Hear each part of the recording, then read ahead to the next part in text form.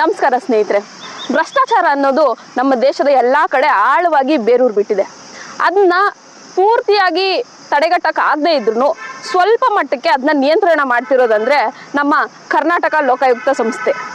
ಈ ಕರ್ನಾಟಕ ಲೋಕಾಯುಕ್ತದ ಮುಖ್ಯ ಉದ್ದೇಶ ಏನಪ್ಪ ಅಂದರೆ, ಯಾವುದೇ ಸರ್ಕಾರಿ ನೌಕರರಾಗಿರ್ಬೋದು ಅಥವಾ ಸಾರ್ವಜನಿಕ ನೌಕರರಾಗಿರ್ಬೋದು, ಅವರು ಲಂಚ ತಗೊಂಡಾಗ, ಭ್ರಷ್ಟಾಚಾರದಲ್ಲಿ ತೊಡಗಿಸ್ಕೊಂಡಾಗ, ಮತ್ತು ಸ್ವಜನ ಪಕ್ಷಪಾತ ಮಾಡಿದಾಗ, ಅಂದರೆ ಫೇವರಿಸಮ್, ಒಬ್ಬರ ಕಡೆನೇ ಸಪೋರ್ಟಿವ್ ಆಗಿ ಕೆಲಸ ಮಾಡಿದಾಗ, ಹಾಗೆ ಅವ್ರ ಕರ್ತವ್ಯವನ್ನು ದುರುಪಯೋಗ ಪಡಿಸ್ಕೊಂಡಾಗ ಸಾರ್ವಜನಿಕರು ಅಂದರೆ ಪಬ್ಲಿಕ್ಕು ಡೈರೆಕ್ಟಾಗಿ ಆ ಸರ್ಕಾರಿ ನೌಕರರ ವಿರುದ್ಧ ಲೋಕಾಯುಕ್ತದಲ್ಲಿ ಕಂಪ್ಲೇಂಟ್ನ ಮಾಡ್ಬೋದು. ಸರ್ಕಾರ 1984ರಲ್ಲಿ ಕರ್ನಾಟಕ ಲೋಕಾಯುಕ್ತ ಆ್ಯಕ್ಟ್ನ ಜಾರಿಗೆ ತಂತು.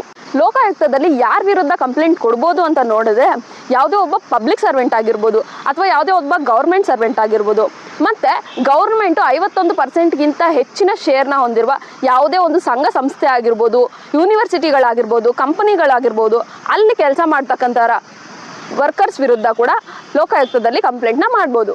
ಯಾವ್ಯಾವ ಸಂದರ್ಭದಲ್ಲಿ ಲೋಕಾಯುಕ್ತಗೆ ಕಂಪ್ಲೇಂಟ್ ಕೊಡ್ಬೋದು ಅಂತ ನೋಡಿದ್ರೆ, ಉದಾಹರಣೆಗೆ ನಿಮ್ಮೂರಲ್ಲಿ ಯಾವುದೋ ಒಂದು ಸರ್ಕಾರಿ ಕೆರೆ ಆಗಿರ್ಬೋದು, ಸರ್ಕಾರಿ ಜಾಗ ಆಗಿರ್ಬೋದು, ಇಂಥ ಜಾಗಗಳನ್ನ ಸರ್ಕಾರಿ ನೌಕರರು ಅಕ್ರಮವಾಗಿ ಬೇರೆಯವರಿಗೆ ಒತ್ತುವರಿ ಮಾಡಿಸ್ಕೊಡೋದಾಗಿರ್ಬೋದು, ಅಥವಾ ಅವರ ಅಧಿಕಾರನ ದುರುಪಯೋಗ ಮಾಡೋದಾಗಿರ್ಬೋದು.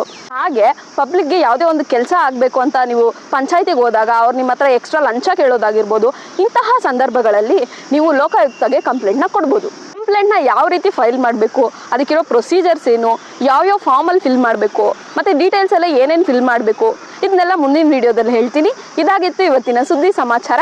ಮತ್ತೆ ಮುಂದಿನ ವೀಡಿಯೋದಲ್ಲಿ ಸಿಗೋಣ. ಧನ್ಯವಾದಗಳು.